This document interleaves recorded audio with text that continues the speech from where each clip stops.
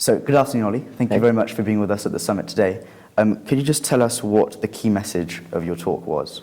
Yeah, so the key message was all about how tech companies are able to do the same things banks do in a much better way. So they can either out-innovate in the tech they give users, in the customer service, and also the price. And this is all just by focusing on one specific product and doing it really well. So you originally got your degree in law, yet the idea of Loot occurred to you before you graduated. Did you ever consider becoming an entrepreneur before the idea of Loot, or was it something that just naturally occurred as soon as you thought of Loot? I probably never would have associated myself as one before I started Loot, but I always knew that I didn't really want to work for a big corporation, so I always had a feeling I'd start my own company. Now, after graduating, you took your idea to a pre-accelerator called Fast Forward in London, which helped you develop the idea of Loot. Could you just tell us a bit more about the role of these incubators in the life of entrepreneurs? Yeah, so they basically match a lot of experience with your idea. So the one we did, it was over 6 weeks, and they would take you through every different part of running and starting a company, so finance, marketing, tech. And then they'll help you refine it as best they can. And these guys have all started their own companies before.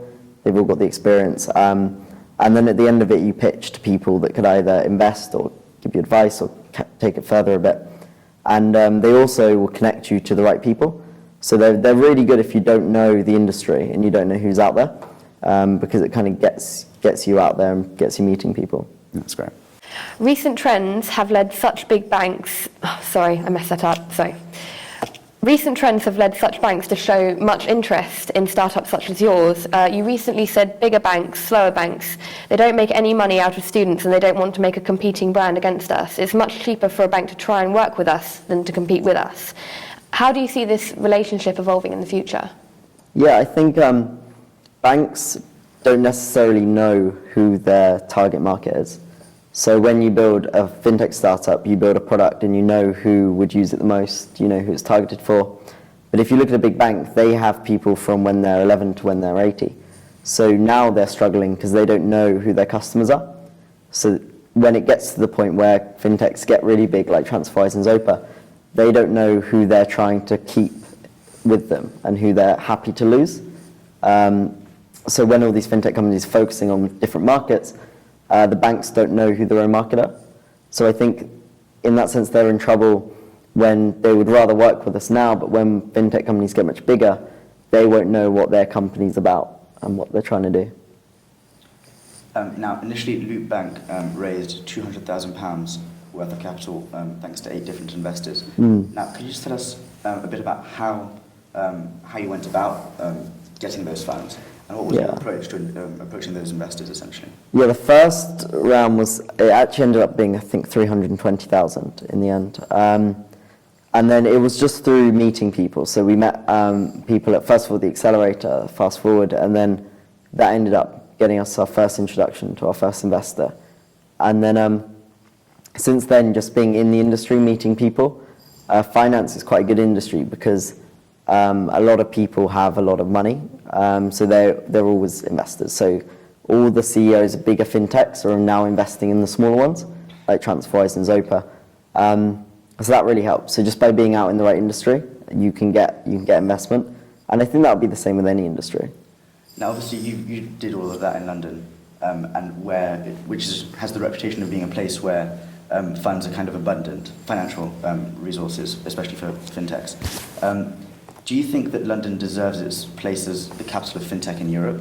And how do you think that its position compares to that of, say, the Silicon Valley? Yeah, I think in Europe, definitely it's London. Like, we've been to Berlin and Frankfurt, which are kind of going for it, and Paris. And then they have nowhere near the buzz and the amount of other startups there. They also don't have the right structure, so the UK's got really good regulation changes recently. So the banks are being forced to let more competition in to work better with fintechs by the regulator. So finance is the best place. Compared to Silicon Valley, I'd say it's better.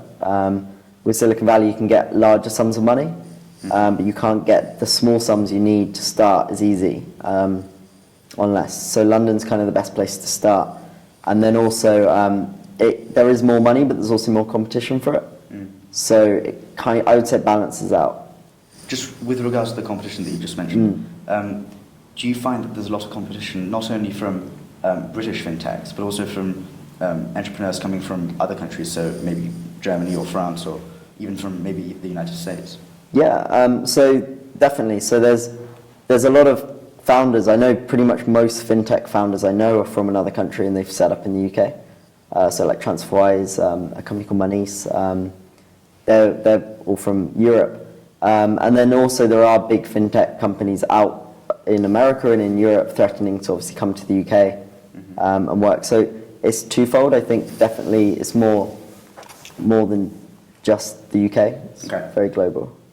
Now I'll just move on to some questions that relative to what you said in your speech today. Okay. Now, I quote, you said that tech companies are much better with security than banks, and you also said that startups need to be more cautious than banks when managing people's money.